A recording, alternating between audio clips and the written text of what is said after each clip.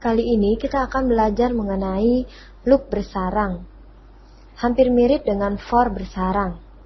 Di sini kita telah menyediakan sebuah program dengan memiliki dua buah variabel, yaitu variabel i dan j dengan tipe integer. Kemudian di sini kita akan mencetak teks. Di dalam loop bersarang ini juga terdapat dua buah for.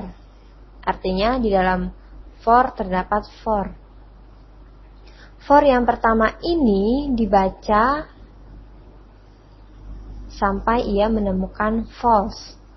Jadi for yang pertama ini dibaca 1 sampai dengan 5 karena i kurang dari sama dengan 5. Jika for yang pertama bersifat true, maka ia akan berlari ke for yang kedua. Begitu pula jika for yang kedua bersifat true, maka dia akan melakukan perintah yang ada di dalamnya, yaitu mencetak tanda bintang.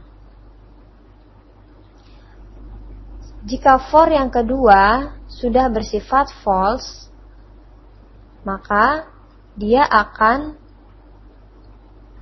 berlari ke perintah ini, yaitu pindah baris. Kemudian dari pindah baris ini dia akan melari ke for yang pertama. Artinya dia akan mengecek for yang pertama. Jika for yang pertama sudah bersifat false, maka for yang pertama ini akan berlari ke akhir dari program dan melakukan end program. Untuk lebih jelasnya kita lihat hasil dari program ini, kita compile, kemudian kita execute. Hasilnya seperti ini,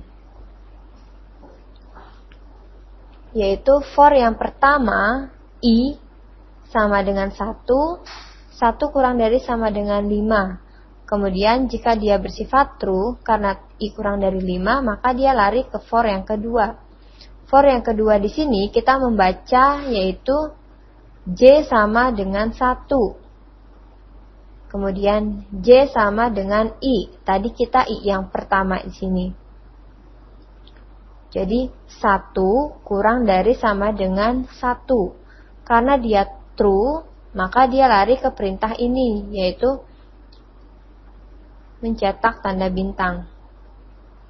Setelah dia i sama dengan 1, maka terdapat perintah j++. Akhirnya dia menjadi 2. Akan tetapi 2 kurang dari sama dengan 1 ternyata false, maka dia akan lari ke perintah yang seperti ini dan dia akan berpindah baris.